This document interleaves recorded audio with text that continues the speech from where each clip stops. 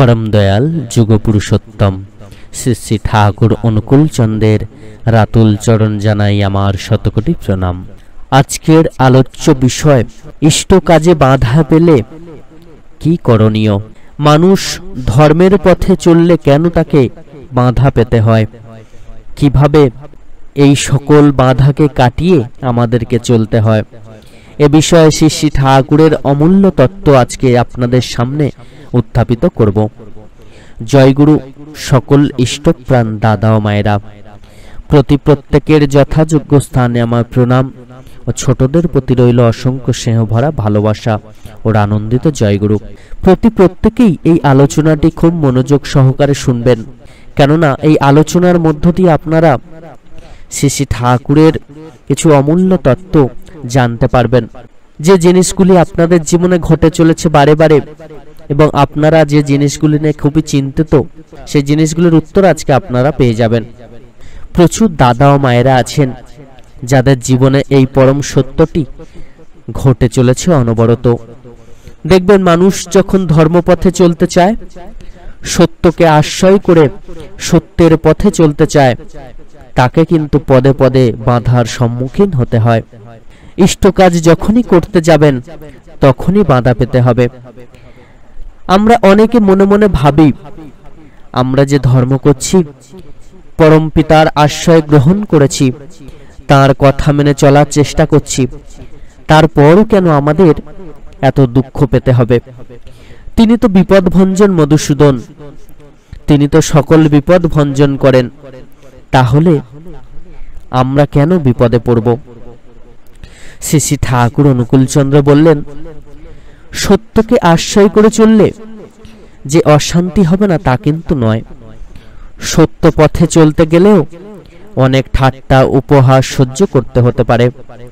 প্রকৃতপক্ষে অন্যের জন্য দুঃখ কষ্ট ভোগ করা অশান্তি নয়, তা বরং আনন্দের। শান্তি পায় তখনই যখন ইষ্টের জন্য, ঠাকুরের জন্য সব রকম দুঃখ কষ্ট ভোগ করতে রাজি থাকি। ইষ্ট কাজে যতই বাধা পায় না কেন, সব বাধা কাটিয়ে ইষ্ট কাজ করতে হবে। এই যে উদ্বেগ, এতেই আমাদের প্রকৃত শান্তি। অশান্তি কখন হয়? যখন তার ইচ্ছাকে খর্ব করে চলার চেষ্টা করি। শ্রী শ্রী ঠাকুর তার শ্রীমুখে বলেছেন, পরমপিতার চরণ আশ্রয় করে সত্যের পথে চললে বহু বাধার সম্মুখীন হতে হবে। প্রচুর দাদা ও মায়েরা আছেন যারা ঠাকুরের কথা বলতে গিয়ে প্রচুর ঠাট্টা উপহাসের শিকার হন, প্রচুর অবজ্ঞার শিকার হন। অনেক মানুষ ভেঙে পড়েন। আশা করছি আজ থেকে আর ভেঙে পড়বেন না। ভালো কিছু করতে গেলে বাধা তো পেতেই হবে, তাই ভয় পাবেন না। সত্যের পথে দুর্বার গতিতে এগিয়ে যাওয়ার নামই ধর্ম। যুগে যুগে যখনই ধর্মের বিনাশ ও অধর্মের জয় হয়েছে, তখনই কিন্তু ভগবান আবির্ভূত হন তার পূর্ণ শক্তি নিয়ে। তাই আপনি যদি অধর্মের জায়গায় ধর্মকে স্থাপন করতে চান, তাহলে আগে সেই শক্তির অধিকারী হয়ে উঠতে হবে আমাদেরকে। আর সেই শক্তি পেতে গেলে আগে আমাদেরকে তার উপাসনা করতে হবে।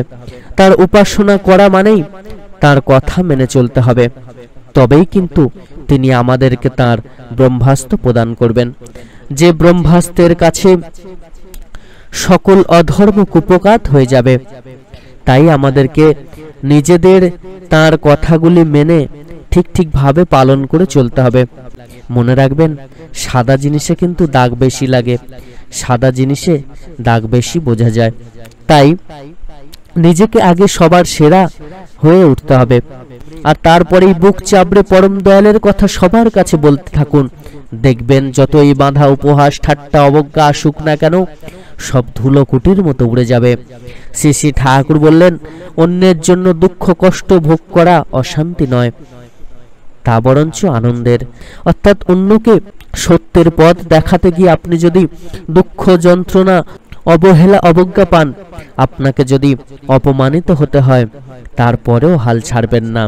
সবশেষে গীতার একটি বাণী দিয়ে শেষ করছি, যখন সত্য অধর্মের মধ্যে যুদ্ধ হবে, তখন সত্য একলা দাঁড়িয়ে থাকবে, আর অধর্মের পিছনে লম্বা ভিড় দেখতে পাবেন। যত সব মূর্খ পাপীদের দল ওই অধর্মকে বেছে নেবে, কিন্তু সবশেষে সত্যেরই জয় নিশ্চিত। জয়গুরু। সকল ইষ্টপ্রাণ দাদা ও মায়েরা আপনারা প্রত্যেকে খুব ভালো থাকবেন, সবাইকে ভালো রাখবেন, পরম দয়ালের কথা মেনে চলার চেষ্টা করুন, দেখবেন আপনার জীবন ধন্য হয়ে যাবে। প্রত্যেকের যথাযোগ্য স্থানে আমার প্রণাম ও আনন্দিত জয়গুরু জানিয়ে আজকের আলোচনা এখানেই শেষ করছি।